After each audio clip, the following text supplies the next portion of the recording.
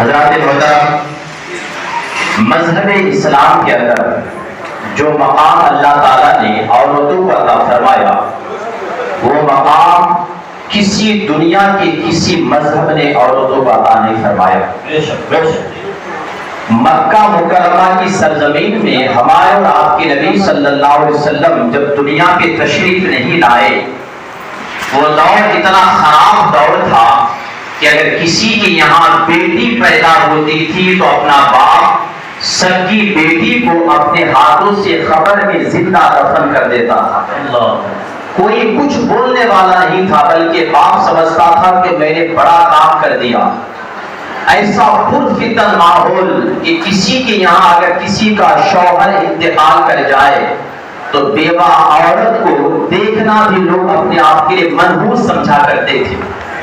مگر مکہ کی سرزمین میں اللہ کے حبیب، ہم مردہ دلوں کی طبیب، ہمارے اور آپ کے آقا مصطفیٰ جان رحمت، شمع بزم ہدایت، شب اسرا کے دلہا، معراج والے مصطفیٰ جب مکہ کی سرزمین پر پیدا ہوئے تو میرے نبی نے اعلان فرمایا، اے مکے والو، جس کے گھر میں بیٹی پیدا ہو جائے وہ تمہارے لیے بوجھ نہیں بنتی ہے، بلکہ جس کے گھر پہ بیٹا پیدا ہوتا ہے ایک رحمت لے کر آتا ہے۔ جس کے گھر میں بیٹی پیدا ہوتی ہے اللہ کی طرف سے 10 رحمتوں کو لے کر آتی ہے۔ سبحان اللہ، سبحان اللہ۔ ہمارے آپ کے آقا صلی اللہ علیہ وسلم نے ارشاد فرمایا کہ جس کے یہاں بیٹا پیدا ہوتا ہے، دوست و احباب گھر والے مبارکباد دینے کے لیے آتے ہیں، مگر جس کے گھر میں بیٹی پیدا ہوتی ہے اللہ کی رحمت کے فرشتے مبارکبادی دینے کے لیے آتے ہیں۔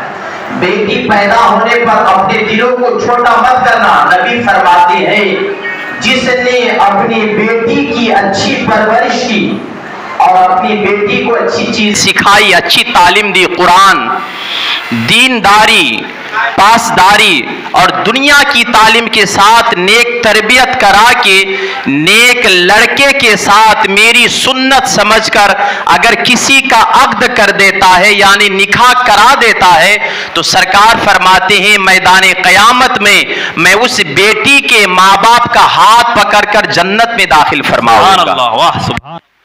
ہمارے اور آپ کے گھر پہ آج باپ چاہے کتنا بھی غریب ہو، اگر بیٹی کا رشتہ یا بیٹی کی شادی کا حکم آتا ہے تو باپ قرض کر کر بھی اپنی بیٹی کی شادی اچھے گھر پہ کرانے کی جو دل پہ ایک آرزو، ایک خواہش رکھ کر پھرتا ہے، یہ آرزو، یہ خواہش اس کے دلوں پہ اگر کسی نے ڈالا ہے تو ہمارے اور آپ کے نبی صلی اللہ علیہ وسلم کی تعلیم نے ڈالا ہے، میرے آقا صلی اللہ علیہ وسلم کے فرمان نے ڈالا ہے۔ نبی فرماتے ہیں بیٹی اگر نیک ہو، ماں باپ اس کا رشتہ اچھے گھر پہ کرا دے تو ان کی سفارش میں کراؤں گا۔ پھر میرے آقا فرماتے وہی بیٹی آگے چل کر اگر کسی کی بیوی بنتی ہے تو آقا فرماتے ہیں نیک بیوی شوہر کا آدھا ایمان کو مکمل کرتی ہے۔ سبحان اللہ۔ میرے آقا فرماتے عورت گھر کا بیچ دروازہ ہے، عورت میز دہلیز ہے، اور پھر آگے چل کر اللہ تعالیٰ اس عورت کو اگر ایک اولاد عطا فرمائے یعنی وہ بیٹی آگے چل کر جب ماں بنتی ہے تو ہمارے پیارے آقا فرماتے ہیں اللہ نے ماں کے قدم کے نیچے جنت رکھا ہے۔ سبحان اللہ، سبحان اللہ۔ ہم ماں کی بھی عزت کرتے ہیں، بہن کی بھی عزت کرتے ہیں، بیٹی کی بھی عزت کرتے ہیں اور بیوی کی بھی عزت کرتے ہیں۔ ہمارے آپ کے لیے خوش نصیبی، ہم ایک نکاح کی محفل پہ آئے ہیں۔ نکاح کی محفل پہ آنا، کھانا کھانا، چلا جانا، یہ کوئی بڑی بات نہیں ہے۔ ہم اور آپ بھی یہ جذب کریں کہ ہمارا معاشرہ، ہمارا گھر کیسا خوشحالی کے ساتھ زندگی گزارے۔ اچھی عورت کسے کہا جاتا ہے؟ آج اکثر ہمارے گھروں پہ شادی ہونے کے بعد زندگیاں تباہ و برباد ہو جاتی ہے، دونوں کے آپس کے معاملات ختم ہو جاتے ہیں۔ ایسا کیوں ہوتا ہے؟ ایسا اسی لیے ہوتا ہے کہ شوہر کو اپنے بیوی کے حقوق کا پتہ نہیں، بیوی کو اپنے شوہر کے بارے میں کام پتہ نہیں۔ میرے آقا صلی اللہ علیہ وسلم نے اپنی بیٹی کا نکاح حضرت علی سے فرمایا، اور حضرت علی سے نکاح فرمانے کے بعد جب ہمارے اور آپ کے آقا صلی اللہ علیہ وسلم نے اپنی بیٹی فاطمہ زہرا کو الوداع کیا تو جانتے ہو کیا کہہ کر بھیجا؟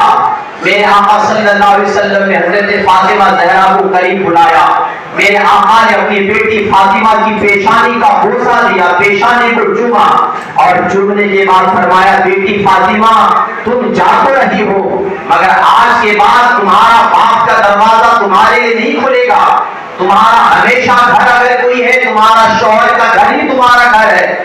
اگر ہم اپنی بیٹی کو یہ تعلیم دے کر بھیجیں تو آج دنیا پہ لڑائی جھگڑے کی نوبت نہیں آئے گی۔ یاد رکھنا میری مائیں، میری بہنیں، میری بیٹیاں، شوہر اور میاں بیوی کا جو رشتہ ہوتا ہے ایک دونوں کو سمجھنے اور سمجھانے کا رشتہ ہوتا ہے۔ میاں نے شوہر کو سمجھا، شوہر نے میاں کو سمجھا، ایک دوسرے کو سمجھ لیا تو زندگی جنت بن جاتی ہے۔ اور یاد رکھنا گھر پہ جنت کی دہلیز اور جنت کا گھر والا آپ کا گھر اس وقت بنے گا جب میری بہنیں فاطمہ زہرا کی سیرت پر چلنے والی ہو اور ہمارے گھر کے بھائی حضرت علی کے کردار پر عمل کرنے والے ہو۔ اگر ان دونوں نے دنیا کی محبت میں پڑھ کر علی کی تعلیمات کو بھلا دیا، حضرت فاطمہ زہرا کی تعلیمات کو بھلا دیا، تو یاد رکھنا وہ گھر والا چاہے نوکری کرنے والا ہو، چاہے بزنس مین ہو، چاہے پیسے کمانے والا ہو، وہ گھر پہ پیسے تو بنا سکتا ہے، گھر کو عالیشان کو بنا سکتا ہے، مگر میاں بیوی کے درمیان سکون کی زندگی اسے کبھی نصیب نہیں ہوگی۔ سکون کی زندگی نصیب اللہ ان انسان کو عطا فرماتا ہے جو گھر والا دین کے راستے پر چلتا ہے۔ آپ چاہیے کہ آپ پہلے نمازی بنے۔ میں اپنی ماں بہنیں سے کہا کرتا ہوں، اکثر کیا ہوتا ہے شادی کے بعد کئی 10 سال گزر جاتے ہیں، بہت سے لوگوں کو تھوڑا میرا بیان آپ لوگ اپنا بیان تھوڑا بند کریں، کئی 10 سال گزر جاتے ہیں، اولاد نہیں ہوتی، ڈاکٹر کے پاس جاؤ تو ڈاکٹر کیا بولتا معلوم؟ آپ کا موٹاپا زیادہ ہو گیا، آپ تھوڑا واکنگ کیجیے، آپ دوائی استعمال کریں۔ یہ دوائی یہ واکنگ کرتے کرتے اپنی باڈی کو فٹ کرنے کے لیے کئی سال بیت جاتے ہیں مگر اولاد نہیں ہوتی۔ میں کہتا ہوں آپ کے سب سے بہترین عمل، سب سے بہترین میڈیسن اور سب سے بہترین اگر میڈیکل کوئی دوائی ہے تو وہ 5 وقتوں کی نمازوں کی پابندی آپ کیا کریں۔ پابندی 5 وقتوں کی نماز۔ جب ایک عورت 5 وقت نماز پڑھنے سے پہلے 5 وقت وضو کیا کرتی ہے، یہ جو دنیا کی بیوٹی، دنیا کی میک اپ، ایک آدھے گھنٹے کے بعد آپ کا چہرہ پھر پہلے سے زیادہ بدنما ہو جاتا ہے۔ دنیا کی کسی کمپنی کے پاس ہمیشہ کے لیے اگر کوئی خوبصورتی ہے کسی کے پاس نہیں ہے، مگر شریعت نے، اسلام نے آپ کے لیے ایک بہترین لک اور ایک بہترین بیوٹی پیدا کیا ہے۔ اس بہترین بیوٹی کو نماز اور وضو کہا جاتا ہے۔ اگر آپ 5 وقت اگر نماز پڑھے، 5 وقت آپ وضو کیا کریں تو اللہ تعالیٰ خوبصورتی آپ کے چہرے پہ اتنا عطا فرماتا ہے اس کے بارے میں آپ کبھی سوچ نہیں سکتے۔ آپ نماز پڑھا کریں، آپ نماز پڑھیں گے آپ کا گھر اچھا رہے گا۔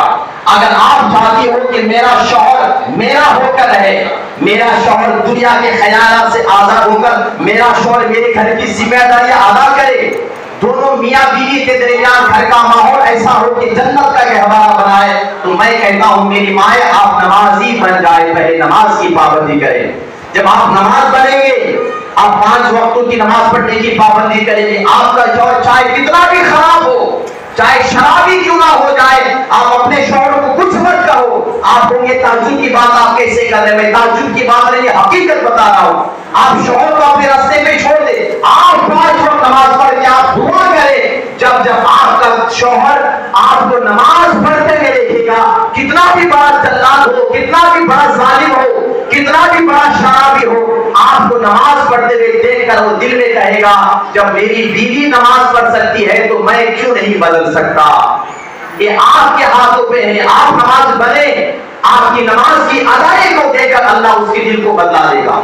آپ نماز نہیں پڑھتے، آپ گھر کے کام کاج برابر نہیں کرتے، آپ پردے پہ رہنے والی نہیں ہوگی، آپ کے گھر میں برکت کہاں سے پیدا ہوگی؟ آپ کا شوہر کا مزاج خراب ہوتا ہے۔ اب میرے آقا نے حضرت فاطمہ کو جو نصیحت کر کے بھیجا تھا، کاش یہ نصیحت پر پوری بہنیں عمل کریں، پوری میری بچیاں میری مائیں عمل کریں، تو آج اسلام کا مسلمانوں کا جو غلط معیار ہے، غلط کلچر بن رہا ہے، غلط سوسائٹی ہم جی رہے ہیں، یہ ہمارا نیچر، ہمارا کلچر کبھی غلط نہیں ہو سکتا ہے۔ وہ میرے آقا نے کیا نصیحت کی تھی، تھوڑی بات سنیں۔ میرے آقا نے فاطمہ زہرا کی پیشانی کو بوسا دیا، فرمایا بیٹی آج کے بعد چاہے جو کچھ ہو جائے تمہارا علی ہی تمہاری زندگی ہے، ان کے ساتھ تم نبھانا، ان کے ساتھ تم رہ کر صبر کرنا، کبھی علی سے شکایت نہ کرنا، کبھی علی کو شکوہ کرنے کا موقع نہ دینا۔ اور اے بیٹی میں تمہیں ایک نصیحت کرتا ہوں، جب جب علی گھر پہ آئے تو علی کی تعظیم کے لیے کھڑے ہو کر علی کو سلام کرنا۔ بیٹی جب جب علی گھر پہ آئے علی کے لیے تعظیم کے لیے کھڑے ہو کر سلام کرو گی، اللہ تعالیٰ 100 شہیدوں کا ثواب عطا فرمائے۔ یہ چھوٹی سی نصیحت میری مائیں میری بہنیں، وہ تجلی کی بات بتا رہا ہوں، کئی سالوں سے میں آپ کے شہر پہ رہتا ہوں۔ آج ہمارے پاس تعویذ کے نام پر، دعا کے نام پر عورتیں آتی آ کر روتی ہے، کیا وجہ؟ شوہر برابر خیال کرنا نہیں۔ میری بیٹی کی شادی ہوئی نہیں، انسان کی طلاق جمعہ کی ختم نہیں ہوتی، طلاق کی نوبت آ جاتی، کیوں آتی ہے؟ ہم نے اپنی بیٹی کو 10 لاکھ کا ڈم دیا، 2 لاکھ کی گاڑی دیا، 15 لاکھ کا سونا دیا، جہیز دیا، عالیشان فیشن ہال پہ ہم نے بچوں کی شادی کروایا، سب کچھ کو اپنی بیٹی کو ہم نے دیا، مگر ہم نے اپنی بیٹی کو میرے نبی کی نصیحت جو ہمارے آپ کے نبی نے اپنی بیٹی کو نصیحت کیا تھا وہ نصیحت ہم نے نہیں کیا۔ بتائیے اس عمل پر اگر ہماری بہنیں ہماری بیٹی اگر اسی نصیحت پر عمل کریں، جب جب آپ کے شوہر جب جب آپ کے گھر پہ تشریف لے کر آئے آپ اپنے مرد کا استقبال کے لیے کھڑے ہو جائیں، آپ کا مرد پوری زندگی آپ کا غلام بنتا رہے گا۔ یہ تجربے کی بات کر رہا ہوں، مرد چاہتا یہ ہے کہ میری بیوی میرے ساتھ ہمدردی کرے، میری خدمت کرے، میرا خیال کرے۔ بس آپ اپنے شوہر کے لیے سب سے بہترین نمونہ بن سکتے ہیں جو میری نبی نے اپنی بیٹی سے فرمایا تھا۔ جب علی آئے تو شوہر کا استقبال کے لیے کھڑے ہو جاؤ، یہ نصیحت اگر ہم گھر پہ کریں۔ اور ایک آخری بات، ہم اور آپ شادی کے 5 سال 6 سال کے بعد بچے آتے ہیں، پھر اس کے بعد بچے جوان ہوتے ہیں، پھر شادی ہو جاتی، بچے بگڑ جاتے ہیں۔ بچے کیوں بگڑتے ہیں؟ بچے اسی لیے بگڑتے ہیں کہ ہمارا گھر کا ماحول اچھا نہیں ہوتا ہے۔ ماں باپ اچھے ہونے کے لیے اولاد کا اچھا ہونا ضروری ہے۔ جب ماں باپ اچھے نہیں رہیں گے تو بچے اچھے کیسے بنیں گے؟ آپ نماز پڑھنے والے، آپ سنت رسول پر چلنے والے، آپ اولیاء اللہ سے محبت کرنے والے، آپ عید کرنے والے، آپ اللہ سے ڈرنے والے، ماں باپ اگر نیک راستے پر چلتے ہیں تو بیٹے کو بتانا نہیں پڑے گا کہ بیٹا تو میری عزت کر۔ آج ہماری ماں کی عمر 60 سال 70 سال، جوان بیٹا آج ماں کو گالی دیتا ہے، ماں کے ساتھ توہین کرتا ہے، ماں کو 10 روپے تک نہیں دیتا، 10 ہزار کی شراب پیتا۔ کیوں ایسا ہوتا ہے؟ کیونکہ ہم اور آپ نے اپنے بچے کو اچھی تربیت اور اچھی تعلیم ہمیں نہیں دی۔ تو ہمیں چاہیے کہ اپنے اولاد کو اچھا بنانے کے لیے ہم اور آپ اچھے راستے پر چلے۔ اسی لیے کہ ماں باپ جب نیک ہوتے ہیں، ماں فاطمہ ہو، باپ علی ہو، تو ان کے پیٹ سے پیدا ہونے والا بیٹا امام حسین بن کر پیدا ہوتا ہے۔